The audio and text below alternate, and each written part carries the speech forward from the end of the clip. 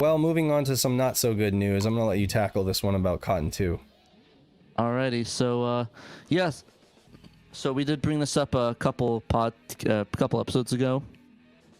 I don't know how many. You could probably look back. I don't know off the top of my head. Probably 10 if I could wander a guess on that. But just a couple weeks ago, the company Sega Connection released Cotton Guardian 4 Saturn Tribute. Of course, that collection on Switch and PS4 of Cotton 2, Cotton Boomerang, and Guardian Force. And when people started to get their hands on it, they noticed something weird about it, something that just was off. Mm-hmm. And some people have been testing and working on the issue and discovered that there's about 11 frames of lag with about 2 or less frames on the PS4, but still 9 to 11 frames of lag on the game itself playing it. So, like, I mean, for those that don't know, I used to lag, like, you move the controller and then it takes a couple frames to activate. Mm-hmm. So they'll move it and it, like, will take a little while, so it might be hard to play. Not just a couple frames. 10 frames of lag? What does that translate to, do you think? Is that 30 or 60? Sorry? Is that game 30 or 60? I think it's 60. Yeah. Okay, so that's still...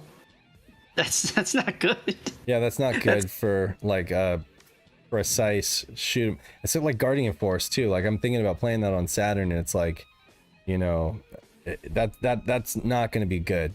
And on top of that, you're already playing. A lot of folks are going to be playing with like wireless controllers, you know. So yeah.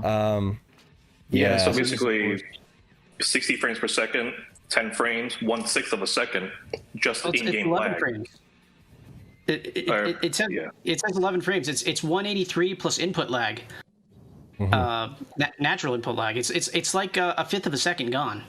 Mm-hmm. In a bullet hell. And a bullet hell, and a shmup, that's definitely life or death. But I've seen people say that they're getting 1cc's on this, and people are playing it. But like I said, I don't know to what extent 1cc is counting, because Peter got 1cc, and I think Nick got a 1cc too. But I don't know, like on how difficult they played it, like how they consider 1cc. So right, I don't know the details, but apparently they've been getting it. But I mean, it's still pretty unacceptable for that. Right. Like, I don't think that it's nitpicking to be upset over, 11 frames of lag. That I know that this community has a tendency to be very technical, and we tend to scrutinize things, especially like when you're dropping that kind of money on a game, on a package like this. But it's like, I don't think that it's nitpicking to be upset over, that many frames of lag. And I definitely think that something has to be done, to try to improve it. Some kind of patch. I'm sure they're gonna. Well, actually, good thing you brought that up, because that's exactly what the City Connection just addressed quite recently. I think a couple days ago, actually, I think 3 days ago, they made an announcement saying that we've confirmed that the following titles currently available on Switch are experiencing input lag, and it lists all the versions of the games. And it says, we're currently investigating this matter and plan to update each title to improve the input lag. Time of the update will be announced later, and they apologized for the lag in it. So right, cool. But like I said, I don't know what the time frame is, how long it's going to take, and how much they can lower it by. Like, because I mean, from what I've understood from people that are hacking this thing, apparently it's using a modified SSF. Using a modified SSF, right? Or am I off base on that? I had no idea. Gotcha. Did they not have the original source to actually do a proper port? No. Apparently this is just a Saturn emulator. Huh. No, but I mean, I get it as a simulator, but why? Besides, I don't want the excuse just to be laziness. I want them to have lost the code to make this okay. I mean, it probably is. Honestly, the easiest way they could have found out to do it, and they probably didn't have the source code, because I don't think Success kept it.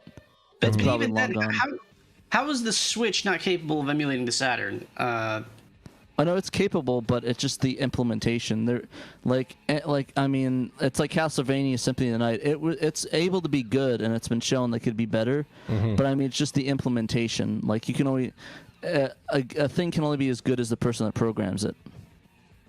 Right. On that other note, is it possible for us to be pushing games onto the Switch via emulator? Oh no, we're gonna get sued by Nintendo if we do that, because apparently that's illegal to do. But but seriously though, they did indeed hack that, and they're able to get new games on there. But I didn't have time to read up an article, make details of it. But I'm gonna talk about it on the next show in more depth, and when they get more SAS. But yeah, apparently, I guess for good news is that the silver lining is that people have been able to inject new images into it and are able to play more Saturn games. The lag on those I'm dubious on, but I think it's probably the same amount. Knight says this is an Android emulation port. Oh, yikes. That is a big yikes right there. Ow! Wait, I mean, it makes sense. What's the processor on the Switch? What's their architecture?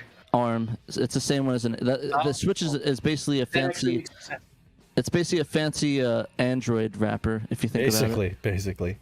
I thought Nintendo used to do like NVIDIA-based stuff, and with it does use the NVIDIA, but NVIDIA still uses Android as its base. Right. NVIDIA is just the GPU. Yeah, it's kind of like a shield, basically.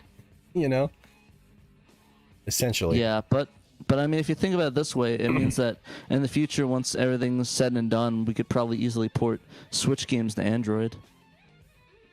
Probably not easily, but you know, it's an idea.